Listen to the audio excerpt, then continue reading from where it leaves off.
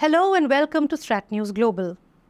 The three-day G20 Tourism Summit is underway in Srinagar under India's presidency. 24th May, that's tomorrow, is the last day of this event, which is being organized under very, very tight security. This is the first significant international event to be held after the abrogation of special status, or Article 370, that occurred on the 5th of August 2019. Over 7.5 crore rupees have been utilized to spruce up the venue. My colleague Ramananda Sengupta was in Srinagar just before the commencement of the summit, and we are going to talk to him today on GIST and hear his experiences in the valley.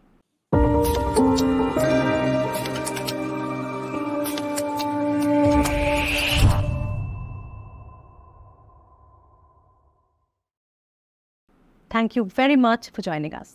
Thank you, Neelanjana. It's a delight to be here.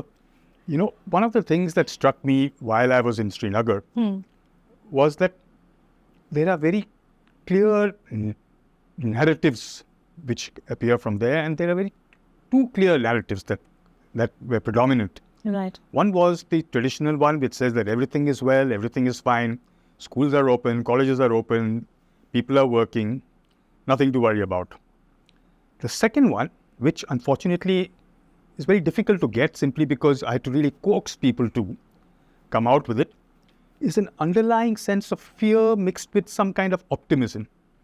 Fear maybe because of the security, that they're worried somebody will pick them up and things like that. The security people are doing house-to-house searches, random spot searches of vehicles and things.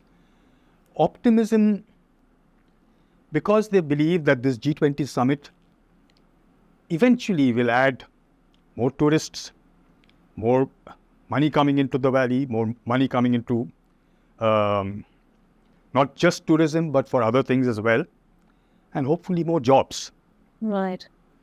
So you managed to speak to some people in the valley? Oh, I spoke to a lot of people, but the positive ones, there were lots, and they were all more than happy to come on record. Great. The negative ones, unfortunately, well, they you know how it is. Like I said, the fear factor is a big thing there. Right, and there's always this fear of, being persecuted, I suppose, if you're... Absolutely. Right. So let's take a look at some of those, sound bites you got for us from there, which in fact talks about the positive, stories.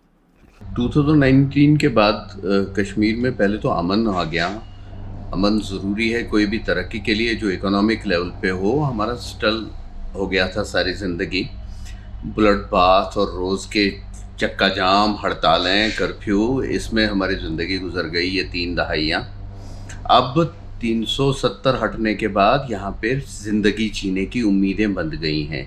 As a tourism stakeholder, as a tourism player, I am extremely happy about this group coming here because we have been, missing foreign inbound tourism coming to Kashmir since last 30 years. But we are quite hopeful that when we also meet the G20 leaders, we will request and impress upon them that they should remove travel advisory so that a large number of foreign tourism comes to Kashmir also for holidays, for leisure and adventure tourism. देखिए 370 से पहले था कि यहाँ के हालात अच्छे नहीं थे. हालात मीन्स कि मतलब यहाँ गवर्नमेंट टूरिज़म पे उतना ध्यान नहीं देती थी कि जितना अभी की है. मतलब टूरिज़म जितना बढ़ेगा तो उतना अच्छा रहता है यहाँ पर. तो देखिए टूरिज़म से क्या रहता है, टूरिज़म से मतलब एक तो पैसा भी मिलता है और रोज़गार भी बढ़ता है और यहाँ के जो अमन है वो भी अच्छा रहता है. और दूसरा क्या हुआ कि हमारे जो बच्चे थे तो वो मतलब 370 से पहले यहाँ तो बंद रहता था तो वो पढ़ाई नहीं कर सकते. अभी क्या था कि जो अभी सरकार है, मौजूदा सरकार है, उसने 2 चीज़ों पे अच्छा ध्यान दिया. एक तो टूरिज्म पर और दूसरा एजुकेशन पर. You were talking about the optimism, and that's clearly evident in these, on the faces and the voices of these people. In fact, last year, my colleague Ravi Shankar and I, along with our photojournalists, had visited Jammu and Kashmir and Ladakh, and we, made a documentary film on 3 years after the abrogation. In case you guys have missed it, please do go to the YouTube channel and Strat News Global and watch the film. It is a sincere attempt to bring all kinds of voices, where we asked people how they were feeling after the abrogation and what had changed in the valley after the abrogation. So again, like you said, you spoke about fear. What we experienced was a lot of uncertainty, because people were just coming out of COVID and, the abrogation, people had not started, they had just started feeling it, in fact. Obviously, during 2020, 2021, they were not feeling it because it was anyway a lockdown. Right. But again, a lot of apprehension. Mostly the youngsters were worried about jobs. That's true, in the sense that, the hotel where I was, there were youngsters who just would randomly come to me and say, sir, we are educated, we are graduates, but we don't have a job. Can you help us get a job? But at the same time, while there seems to be this dearth of jobs, there is also this factor that they don't really know what kind of jobs they want. They all of them seem to be wanting government jobs because they believe that that's going to be secure. They don't think tourism is something that's going to last. They believe another pandemic could wipe them out all over again because they really suffered during the pandemic time. Yes. So there is that slight, I would say, mismatch in aspirations. But at the same time, yes, jobs are a factor. But, I'll give you a very peculiar incident. I was going in an auto and there were these, I think they're called Gujjars who come in from Rajasthan or something, these nomads. So the women were begging and the men were painting the sidewalks and stuff like that in preparation. So the auto driver said, see, these guys have come and taken away our jobs. Mm-hmm. So I said, that's not possible. I mean, they wouldn't do it. I mean, unless, why aren't you not doing it? Then the auto driver said, no, this is not the jobs that we do. Okay. So, Yes. even though they don't want to do it themselves, there is still that thing that why are others coming and taking away our jobs? So that needs to be right. addressed. So what, according to you, lie the solutions? Because, Kashmiris are known to be extremely hospitable people, the Sufism that is inherent in their DNA, and years of violence, years and years of turmoil. And then their whole life gets upended after the abrogation. And then this cautious optimism, this hope, and now G20. So, a lot of very interesting things have happened in the past 3 years. But according to you, do you see a solution for these people? I wouldn't call it a solution because you can't have an overnight solution to something that is as complicated as Kashmir. But one of the things that I did notice was that, in the movie that you guys made when you were in Kashmir, when I saw that and compared to that what I see now, yes, I think hope seems to be now more of an option than the despondent thing that came out just after COVID, and particularly among the youngsters. Mm-hmm. So if I were to ask for a solution, I would say give the youngsters a chance to express themselves because they don't come with baggage and they're looking forward to better things. And that includes politicians, because the usual politicians like the Muftis and the Abdullahs don't seem to be resonating with the masses anymore, to be very honest. Yes, that's evident. But I met this, or rather he spoke to me on the phone. I wish I had met him.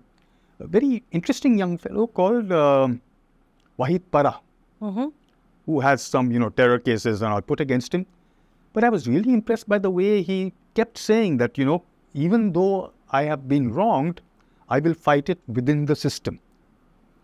Okay, And fine. I think we need more people like that. What did he mean exactly by that? That means he's not going to, just because he's been wronged, he's not going to go out and pick up a gun and start shooting people. I see. Interesting. So he wants to go through the traditional, system of courts and things so that he's clearly acquitted. And he kept on saying that, I don't need anybody's certification to say that I'm an Indian. And unfortunately, he also said that this is the problem. Mainland India keeps saying Kashmir is ours, but then they come and ask us to prove that we are Indian. Right. So there is a very clear contradiction there. The second part is that, when you bring up young people, a lot of baggage is left behind. They don't have the history of that violence which the slightly older generation remembers. They don't have, more importantly, they might be actually willing to forgive and forget and move on because they'd rather look ahead. And I think that's what we need right now.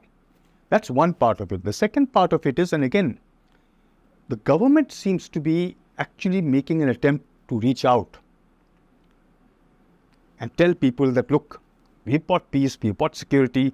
Now it's up to the people to, go ahead and do whatever they want to do. And that's showing. I think one of the people I spoke to earlier said that, instead of bad news on the doorstep every morning, there is elements of positivity coming in. Wow, let's take a look at what he said. अभी तक हम news में आते थे, कश्मीर के लोग यहाँ खराबी हो गई, यहाँ धमाका हो गया, यहाँ किसी की मौत हो गई, ये खबरें चलती थी. आज ये चलती हैं कि आज इस इनोवेटर ने एक्सपोर्टर बन के ये दिखाया है, आज इसने एक्सेल किया है, आज ये परसेंटेज में आगे आया है, आज इसने नेशनल या इंटरनेशनल लेवल पे ये टूर्नामेंट, ये अवार्ड जीत लिया है. तो अब कश्मीर से अच्छी खबरें आनी शुरू हो गई हैं. गुड न्यूज़ का सेंटर बनने लगा है कश्मीर. ये बहुत बड़ा बदलाव है. So like you were saying, good news ka center banne laga hai. That's definitely optimism. Can I take a minute to ask you about Kashmiri Pandits? I don't think we can do a show on Kashmir without talking about the Kashmiri Pandits. What do they have to look forward to? Honestly, I did raise this subject with, some of the people I met. Yes. And one of them mentioned that there is already a bunch of Kashmiri Pandits who continue to live there. And it is up to the Kashmiris who have fled to now go and ask those people that how is it that they managed to stay on while they fled. Now, I don't know whether that's the correct answer to your question, but the fact remains that it is important that Pandits too feel that they're a part of the system. And I think the younger generation, which I was talking about earlier, is more than happy to sort of, welcome them back. Mm-hmm. I could be, misreading the situation, but that's the sense I got.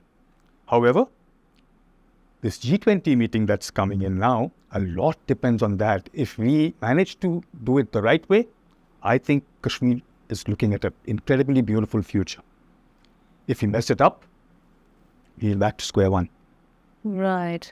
I think that's beautifully put. In fact, with a lot of optimism there, of course, but the way forward is to encourage youngsters to make sure they have job opportunities, right? And to basically make sure that these overt gestures of outreach that the government is doing is more impactful, perhaps. Yes. That is the way forward. It is perhaps also important to remember that one bad apple, one person who goes out and bullies somebody else could spoil the whole effort. It's very fragile, right? The sentiment right now, and yes, the situation. because that gives. And number two, it is also important to note that people need space. Nobody likes being told what to do all the time. Nobody likes being surrounded by policemen and security and not knowing, who's knocking on my doorstep. That needs to go back slowly. That needs to ease now. Right. Post this summit, I think if we see that happening, Kashmir has a great future ahead. Lovely. Thank you so much. Thank you so My much pleasure. for taking out the time to talk to us and give us your views on, of course, the first-hand thoughts on what you saw when you visited Kashmir over 20 years. I think That's the right. last time you went was during 9/11. Absolutely. Just before 9/11. Right.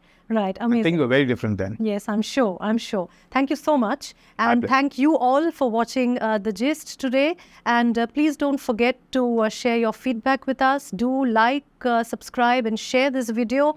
Don't forget to watch that film, Making Haste Slowly. And we look forward to seeing you often. Thank you.